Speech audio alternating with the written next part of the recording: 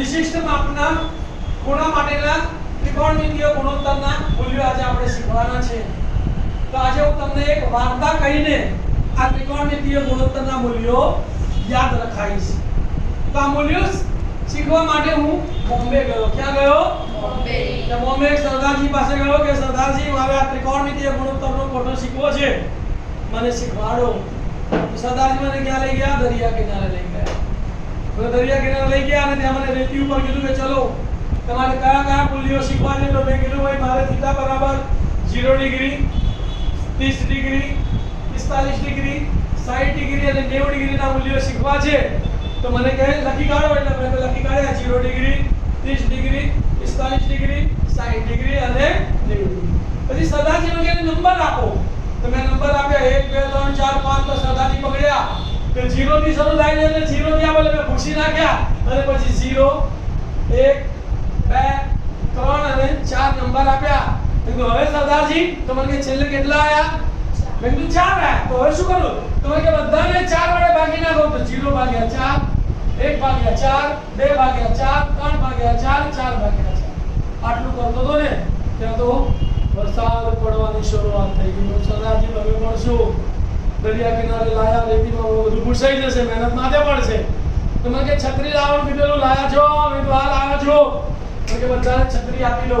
તો બધાને શેની છત્રી આપવાની? વર્ગમૂળની। વર્ગમૂળમાં 0/4, વર્ગમૂળમાં 1/4, વર્ગમૂળમાં 2/4, વર્ગમૂળમાં 3/4, વર્ગમૂળમાં 4/4। મેં સરદારજી શું આવ્યું? તો મને કે આ sin θ ના મૂલ્યો આયા, સાદું આપતા તો આવડે છે ને? હા સરદારજી આવડે છે। પછી મેં સાદું આપ્યું 0/4 એટલે 0, 0 નું વર્ગમૂળ, 1 નું વર્ગમૂળ 1, 4 નું વર્ગમૂળ 2 એટલે sin 30 બરાબર 1/2। 2/4 એટલે 2 કા 2 અને 2 દુ 4, 1 નું વર્ગમૂળ 1, 2 નું વર્ગમૂળ નીકળે ના નીકળે એટલે √2। તો sin 45 બરાબર 1/√2।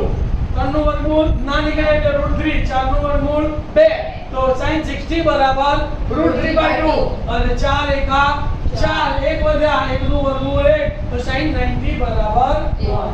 તો શું યાદ રાખવાનું બોલો? sin 0 બરાબર 0, sin 30 બરાબર 1/2, sin 45 બરાબર 1/√2, sin 60 બરાબર √3/2 અને sin 90 બરાબર 1। તમારે sin ની લાઈન યાદ રાખી દેવાની 0, 1/2, 1/√2, √3/2 અને 1। શું યાદ રાખવાનું બોલો? 0, 1/2, 1/√2, √3/2 અને 1। બરાબર। હવે જુઓ sin નું મૂલ્ય 0 થી શરૂ થયું, 1 એ પૂરું થયું તો sin θ નું મૂલ્ય 0 થી 1 ની વચ્ચે છે અને મૂલ્ય કેવું મળે છે? વધતું, એટલે આને આપણે ઉપર એરો માર્યો। બરાબર। મેં સરદારજીને પૂછ્યું સર હવે cos θ નું મૂલ્ય? તો મને કે 5 6 થી લખી કાઢો। તો અહીંથી 5 6 થી લખવાનું શરૂ કર્યું। પહેલા લખ્યું મેં 1, પછી લખ્યું √3/2, પછી લખ્યું 1/√2, પછી લખ્યું 1/2 અને પછી લખ્યું 0। તો cos નું મૂલ્ય મને શું મળ્યું ભાઈ? cos 0 બરાબર 1, cos 30 બરાબર √3/2, cos 45 બરાબર 1/√2, cos 60 બરાબર 1/2 અને cos 90 બરાબર 0। તમને ખબર છે કે sin cos માં ફરે અને cos sin માં ફરે। sin θ બરાબર cos 90 - θ અને cos θ બરાબર sin 90 - θ। તો મેં સરદારજીને કીધું જો સાહેબ તમને શીખવાડું કે sin 30 બરાબર 1/2 તો cos 60 બરાબર પણ 1/2। cos 30 બરાબર કેટલા થાય? તો sin 60 બરાબર √3/2 તો cos 30 બરાબર √3/2। sin 45 cos 45 બંને કેવા છે? સરખા। sin 0 બરાબર 0 તો sin 90 બરાબર 0 અને sin 90 બરાબર 1 તો cos 0 બરાબર 1। તમારે ખાલી sin ના મૂલ્યો યાદ રાખવાના, cos ના યાદ રાખવાના નહીં। તમને પૂછાય cos 30 નું મૂલ્ય શોધો તો cos 30 એટલે sin 90 - 30 એટલે sin 60। sin 60 તમને યાદ છે √3/2 તો cos 30 એટલે √3/2। તમને પૂછે cos 60 તો cos 60 એટલે sin 90 - 60 એટલે sin 30 તો sin 30 નું તમને મૂલ્ય યાદ છે 1/2 તો cos 30 એટલે પણ 1/2। હવે મેં સરદારજી tan θ નું મૂલ્ય શીખવાડો। તો મને કે સૂત્ર લખો। તો આપણે તો લખ્યું સામેની બાજુ છેદમાં પાછળની બાજુ। સરદારજી બગડ્યા ઇંગ્લિશમાં લખો।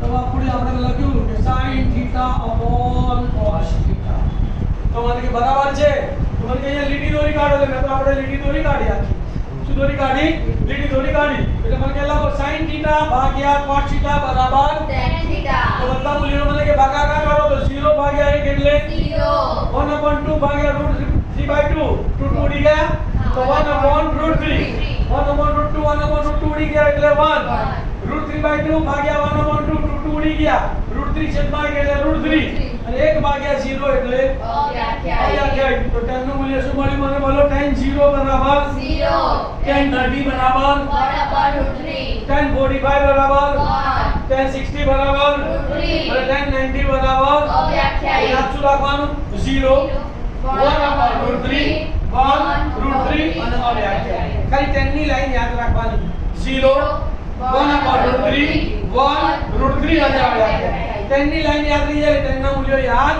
રહી જાય tan નું મૂલ્ય 0 થી શરૂ થયું √3 એટલે 1.73 પહોંચી અટક્યું તો tan નું મૂલ્ય 0 થી 1.73 ની વચ્ચે છે 0 થી શરૂ થયું 1.73 એટલે એ પણ કેવું મૂલ્ય છે વધતું મૂલ્ય છે અને cos નું મૂલ્ય 1 થી શરૂ થયું અને 0 એ પહોંચ્યું એટલે 1 થી 0 એટલે ઘટતું થયું તો cos નું આપણને ઘટતું મૂલ્ય મળે છે અને એનું મૂલ્ય પણ 0 થી 1 ની વચ્ચે છે એટલે કે sin અને cos નું મૂલ્ય 0 અને 1 ની વચ્ચે હોય છે બરાબર અને tan નું મૂલ્ય 0 થી 1.73 ની વચ્ચે હવે cos θ નું મૂલ્ય મેં કીધું સરદારજી અમને ખબર પડી ગઈ છે પણ એને શું કરવાનું છે પાછળથી લખી કાઢવાનું છે તો પહેલા લખ્યું મેં અવ્યાખ્યાયિત પછી લખ્યું √3 પછી લખ્યું 1 પછી લખ્યું 1/√3 અને પછી લખ્યું 0 તો અહીંયા પણ જુઓ tan 30 અને cos 60 સરખા tan 45 cos 45 સરખા tan 60 અને cos 30 સરખા તો cos નું મૂલ્ય પણ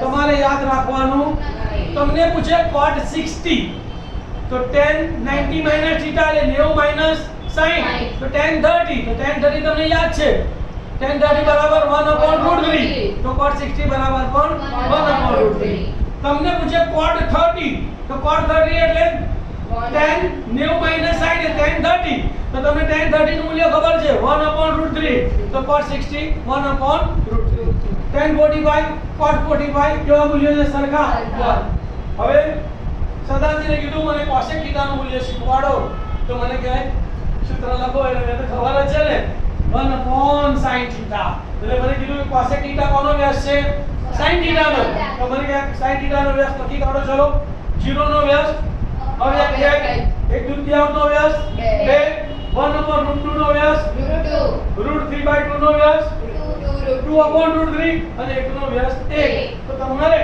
cosec નું મૂલ્ય પણ યાદ રાખવાનું નથી બરાબર sin તમને પૂછે cosec 30 તો તમારે sin 30 1/2 નો વ્યાસ લખી નાખવાનો 2 તમને પૂછે cosec 60 તો sin 60 √3/2 નો વ્યાસ લખી નાખવાનો 2/√3 અને તમને પૂછે cosec 45 તો sin 45 1/√2 એનો વ્યાસ લખી નાખવાનો 2 તો cosec માં ખબર પડી ગઈ હા cosec નું મૂલ્ય 2 થી શરૂ થયું 1 અટક્યું તો cosec θ નું મૂલ્ય 1 અને 2 ની વચ્ચે છે અને 2 થી શરૂ થયું અને 1 અટક્યું એટલે કેવું મૂલ્ય મળ્યું ઘટતું મૂલ્ય એનું મળે છે sec θ મેં સરદારજી અમને ખબર પડી ગઈ છે sec θ મારે ક્યાંથી લખવાના છે પાછળથી તો પહેલા લખ્યો 1 પછી લખ્યો 2/√3 પછી લખ્યો √2 પછી લખ્યો 2 અને પછી લખ્યો 1 અહીંયા પણ જુઓ cosec 32 તો sec 62 cosec 45 √2 sec 45 √2 cosec 60